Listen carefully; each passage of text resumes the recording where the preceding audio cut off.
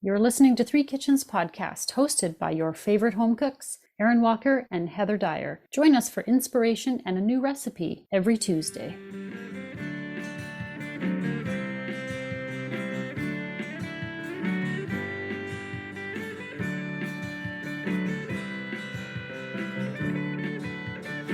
New year, new fun, exciting stuff. New recipes? Same old us. Well, some things have to stay the same. We're growing and learning and changing, and I'm sure I've grown over the holidays eating all kinds of possibly not in the right direction. cookies. Growing in pant size. It's just a number, just like age. Right? Well, welcome to Three Kitchens podcast. We're back. I'm Heather. I'm here with Erin. And we're just, same old silliness. Well, you got to have some fun with it. Right? That's what we're here for. Exactly. And since you have no idea what I'm going to be making, let me take you on just a quick little detour first. Ooh, should I close my eyes? You can if you want. There's nothing to look at over here. Close your eyes and imagine. Close your eyes and imagine, picture Mesoamerica. Oh, okay. It is an historical region and cultural area between North America and South America. What we would probably now call Central I think America. so. All right. So, are you familiar with tamales? Oh, I am familiar with tamales. You are. And that is apparently a Mesoamerican dish. Have you eaten tamales? I have. Oh. My husband's father used to live very close to the American-Mexican border. And there was like a local person that would make tamales that they would order. Oh, yeah. And I've had them once. And it was like 15 years ago. Wow. I've never actually eaten tamales. We're looking at other stuff, and what pops up, I don't know why, the algorithm on Pinterest feeds me tamales today. And so I'm like, oh, what Tell are me these about like? tamales. So basically, you have a masa dough, like a dough made from corn. You put that onto a corn husk or banana leaf. Okay. Then you put on top of the dough, it could be anything, meats, cheese, vegetables, herbs, chilies. Mm-hmm. Depends a lot on region and taste and whatever you've got available. yeah, it's kind of like the dough is sort of wrapped around it. It's all wrapped in the leaf. And I think it's baked, but shitballs. I'm not making tamales. This is why I'm not that prepared with the tamales, but well, now I'm really confused as to where this ship is sailing. You fold it all together. Oh, you steam it. You're right. Steam Aha. it. And then you can either just discard the husk that it was wrapped in, and you can carry it essentially like a handheld food, or you can use the husk as a plate. Ah, right. Yeah. It's almost like another version of a food wrapped in a dough, like Exactly. an empanada or a dumpling or a hand pie or a sausage roll or a samosa. All these things where we love to just wrap food in dough and then carry munch it with away. us. Yeah. Yes. It's like everywhere you go has something like this, right? And it goes back. I think I read that archaeologists think that tamales may date from like 100 AD. So for a very long time, peoples have been making tamales. And I mean, can we not go back and say corn husks? Corn. Mm-hmm. Super cool corn things. Okay, sorry. If you cool want to corn hear things. me nerd out about corn, go and check out, we got polenta and mochi cake that I made with corn last year. And so good. Corn is just so freaking cool. Okay, it is continue. Cool. Glasses on. Okay. Tamales, as with lots of Mexican food for sure, made their way to the United States, and we get an American version, which is not a tamale any longer. That's why I said I'm not making a tamale. It is a tamale pie. Oh. Now, have you ever had a tamale pie? Gosh, no. leave it to the Americans to totally simplify and make this like it could be a weeknight meal. Excellent. Because now we're talking the fillings that you might put in a tamale with a cornbread topping. Oh, Baked. Kind of like, I've never eaten it, but it makes me think of like a shepherd's pie, but instead of a potato topping, Yeah. you have cornbread on the top. This is the thing that I first came across. I'm like, what's a tamale pie? I've never heard of that. And then I started thinking about, well, what's a tamale and how does this relate to a tamale? Because I thought the tamale was wrapped in the husk. And so I'm like, well, where's that aspect of it? It doesn't have that aspect. okay. It is a kind of, it's a meat pie with a Okay. cornbread topping. Is there any sort of crust, or is it just like, okay, it's just the meat and ingredients with a topping? Yes, Okay. as far as I can tell. Gotcha. And apparently tamales, you can find variations on tamales even in the Caribbean. You can find them like all over the place. So I would think your filling, if this has been adapted and adopted in kitchens all over the place, you probably could vary your filling depending on your tastes and the I feel like flavor I've profile. recently stumbled across something that told me about tamales and how different they are in all the different places throughout Mexico and Central America, and like even kitchen to kitchen. I think it's that thing that like your grandma makes it this way, and that's what it is. Yeah, and it seems quite common for a tamale pie to be a ground beef. Like that's what really makes me think it's like Tex-Mex, right? Yeah. Like think of a traditional Mexican taco and how it varies from a Tex-Mex ground beef taco, which is quite different from a traditional taco. Right. Like some of the recipes were basically just pork, like shredded pork that's been cooked all day and then shredded up and put in your tamale. But then the tamale pie often has vegetables. It would have like corn in there. It's almost like a chili topping. Cool. So I want to do some research into different tamale fillings. Okay.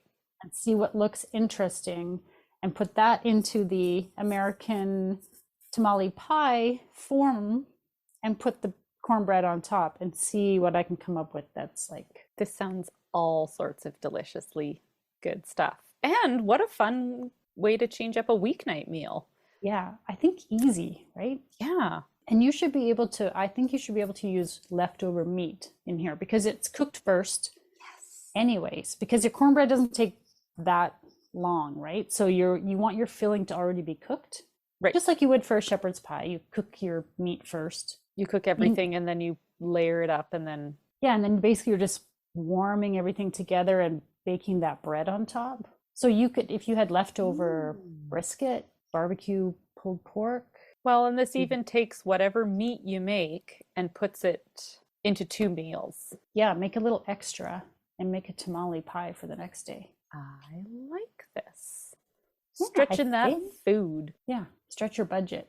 And if you're like me and you don't often plan ahead for your meals, this way you can be like, okay, I did plan this thing. What could I do with the leftovers? Ooh, I'm going to make tamale pie. Awesome. So I hope it will be something that's kind of easy, quick, tasty. Yeah, I'm picturing it. You know what I thought of when we were talking about shepherd's pie? Remember that shepherd's pie I made with lamb? Oh, that was really I good. remember? That was really good. I got to make that one again. That's in our lamb episode from September, a year and a half back. Lamb would be good in a tamale pie. Lamb is good in everything, in my opinion, but anything would be good in this, I think. So yeah, we'll see what I come up with. Excellent. Ooh, yum. Hello, listeners and fellow foodie friends. Thanks so much for joining us back at Three Kitchens Podcast. Or if you're new here, welcome. If 2024 is your year to get in the kitchen and make better food, you've come to the right place. We have over 150 episodes and over 200 recipes on our website for you to explore. And while you're at it, come see us on Instagram. We love hearing what you're cooking in your kitchen. We've got lots of great recipes and interviews coming up for you in the new year, and we look forward to sharing them all with you. Now, back to today's episode. All right, let's talk about how to make a tamale pie. This is something that is easy for like a weeknight, even like kind of last minute. Yeah. Because after looking around at different recipes, I chose to follow a recipe that uses leftover meat. So this could be practically anything. If I used roast beef, you could use pork, you could use chicken, you could use like whatever you've got. Pick your protein. Yeah. Or if you don't have leftovers and you're like, I want to make this, you could brown ground beef or turkey. Right. You could even stop at the deli counter and get one of those roast chickens. Ooh, You can grab one at Costco for $7 for the whole chicken and just clean it off. And then you use the bones and make broth. Yeah. So you make the most of that chicken. Maybe you've still got some turkey kicking around in your freezer that you were leave this for later. Yes, exactly. So this is intended to be easy. Easy and quick. Okay. So you're going to make your filling. So obviously you're starting from cooked meat, right? Okay. Preheat your oven to 450 Fahrenheit, and in your larger like 12-inch cast iron skillet or some sort of oven safe pan like that, heat oil on the stovetop. You're going to put in there some onion, garlic, salt, soften that together. Then add your meat. You've got black beans, canned tomatoes, corn. You could probably improvise this if you want to add in bell pepper or something spicier. Clean the fridge, right? Exactly. Use what you've got. Clean the fridge pie. And if this is kind of a last minute thing where you're like, oh, I think I'll throw this together. Maybe you've got frozen, like I usually have like a bag of frozen carrots from the summer. I just chop them up and, pop them in the freezer. Or you've got canned corn, like use what you've got, make it easy for yourself. So you're basically just going to cook that together until it's all heated through, and then turn off the heat and stir in some grated mozzarella and salt and pepper to taste. Be sure you're tasting it. You want to see if it's got the seasoning and the spice that you like. And that is as simple as the filling is. So yeah, it's very simple.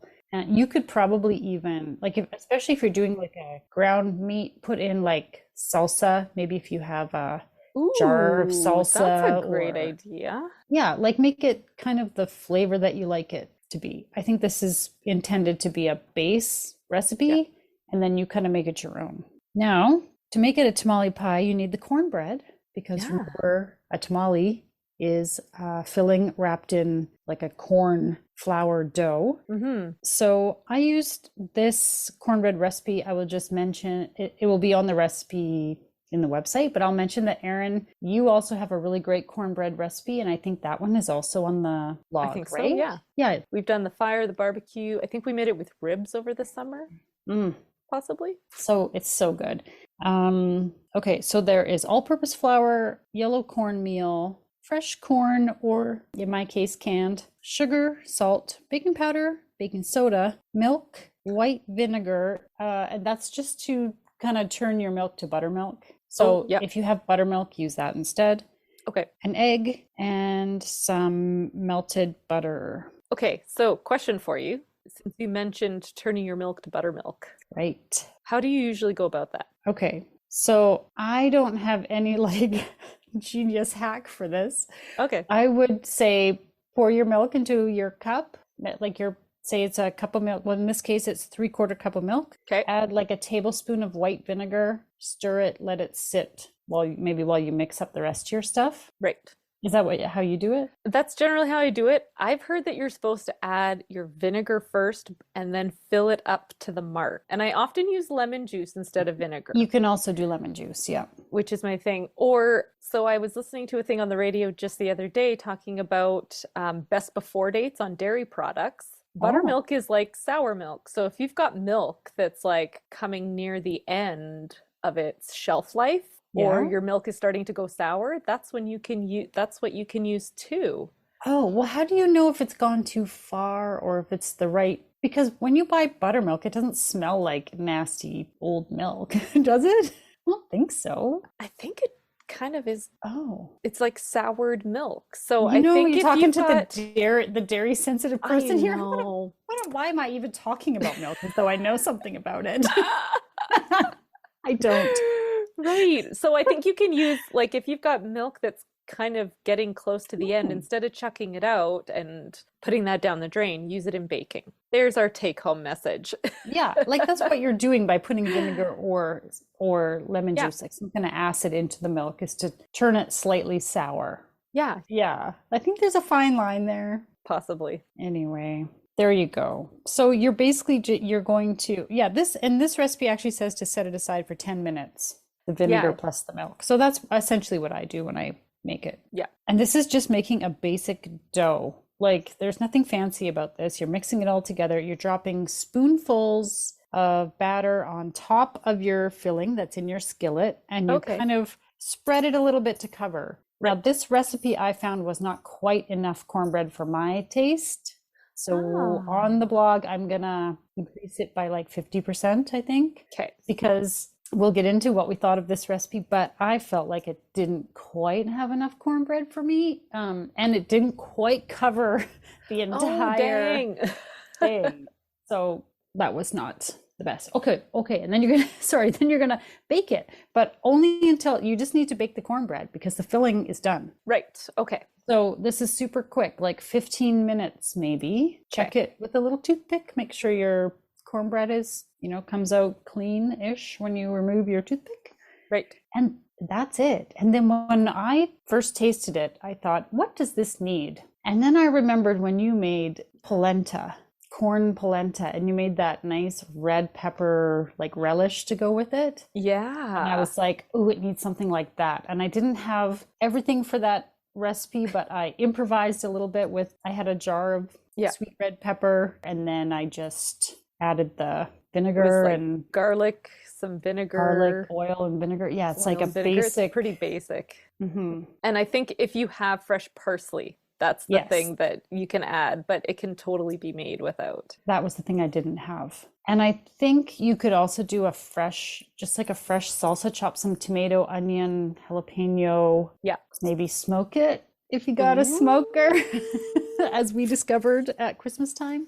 Yes. Because I feel like it just needed that extra something. It's a very savory, rich dish. So having something fresh to go with it, like even if you just made like a salad on the side, like you can just have Hmm. a quick, like a cucumber and avocado or cucumber tomato, or like just Hmm. something fresh chopped up on the side that's a little Or burst something of pickled. acid, or a Yeah. pickle. Yeah. Hmm. Yeah. Something on the side for sure. Or like that pickled red onion that we Oh, we yes. make it all the time with everything. The Put that staple. in there. I think it just needed that bit of something Yeah. fresh. Yeah, absolutely. No, this was I've been a little bit sick, and so this was like I tucked into this and it was so warm and comforting, and I really just liked that it was similar to a shepherd's pie, but with like a different reimagining of flavors. Hmm. It made things just a little bit different and more interesting. I think this would be so good with a chicken too. Hmm. I agree. I feel like it depends a lot on the meat that you choose to put in there. Hmm. Like this, in this case, I felt like using a leftover roast beef was a bit dry. It was Oh, not as like if you used a ground beef, say, that you just browned, yeah. mixed it all with everything, I feel like you get a bit more of the fat and it would all kind of, A bit of a creamier base. yeah, it'd be a Yeah. bit, yeah. I liked it. I thought it Hmm. was great, and I thought it was super easy and quick if you just need that thing that's like, oh crap, I didn't really plan, or I don't feel like eating these leftovers. Yeah. Just eat them as they are. What can I do with them? Yeah. You could make this in individual sizes and have it Hmm. packable and ready to go. This is a nice meal. I like that it can be adapted in so many ways. And the cornbread is just a little bit different from like a potato, Oh, like on a exactly. shepherd's pie. You could basically just do, if let's say you made chili, make a huge pot of chili, Oh, use the chili I and always have leftover chili. Oh my basically just, yeah, gosh. top your chili with cornbread and bake it in the oven for 15 minutes and you've got a different meal. Maybe stir some cheese into it. Yeah. Yeah. Oh, that's brilliant. Yeah, love it. I think it's a good one. My kids love chili. I think you could make something really good the next day. Mm-hmm. So it's And not the whoever same makes a thing. small batch of chili, like Ain't nobody making small batches of chili. ain't nobody. And then you eat it for so many days that you're like, oh, I'm so sick of it. And I like an alternative to potatoes, having the cornmeal up on there Mm-hmm. and doing that. So was yours a thicker batter then that you could spoon? Because I know the cornmeal Yep. I make, the batter pours. Oh no, this is So I'm not sure if the pourable batter would cook as well on top. Something to experiment with. yeah. This one is like you definitely scoop it Yeah. onto there. Maybe that does make a difference. I assumed you could probably use whatever kind of cornbread, but I haven't made like a regular cornbread in a while, so I couldn't remember what the texture of that was like. It's a pretty thin batter, the one that I use for the skillet cornbread that I make. So More like a cake batter. yeah. Yeah, kind of almost thing. like a muffin batter, you know? Yeah, a little more substantial. Well, that's Mhm. something to try. I'll report back when I do make this Yeah. because I'll give that a try because I think this would be really good. Yeah, and put some corn into the cornbread. Yes. What about making this with your leftover carnitas meat too? Oh, I know. I did think of that actually. I was like, ooh, that would be good because if you make that real big pork shoulder Yeah. If pot you get of the full carnitas. 4-pound one, I'm usually just making a 2-pound one. I know, but if you made the real big one, you could do the this would be tacos good. and then tamale pie. That would be good. There's nothing better than reimagining leftovers and just stretching one piece of meat into 2 Mhm. meals. I mean, with the price of everything these days, it's a necessity. Especially if you get something on sale. Like that's how yeah. I shop when I buy meat at the Yep. store. Not the stuff from the farm, but like if I'm at the grocery store, I always peruse Yep. I plan my meals based on what meat is on sale. what's got the 30% off sticker today. Yeah. And especially if it's like a nice big roast, you're like, oh, I'm getting that one. And then what do you do with it? Yeah. You either want to portion it smaller before you freeze it, or you make the big pot of something. Make the big batch and then make it into a couple different meals, reimagine it. And it is so nice to have something quick like this because I don't know about you, but I feel like my weeknights are getting shorter and shorter and I have less and less time to make food to feed everybody before they're off again doing something else. Oh, totally. And it's quick to make the filling too. So even if maybe the night that you eat your carnitas or whatever, you Yeah. take some of it aside, quickly mix it up, mix your filling up, Yeah. pop that in the fridge for tomorrow. And then all you have to do is It's scoop, cornbread. mix, bake, and you're yeah, done. yeah. Winner all around. Good way to start out the year. Thank you, Heather. Leave it to Americans to take something as time consuming and complicated sounding as a tamale Yes. and turn it into something quick and easy for a weeknight.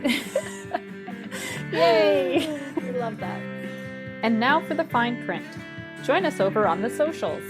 Facebook, Instagram, YouTube, and on our website at 3kitchenspodcast.com. Remember, when you like, follow, subscribe, and leave us a review, it helps more people find us. Thank you so much for listening. But one day we'll try making them. Oh, okay. Maybe it just looks like so much work.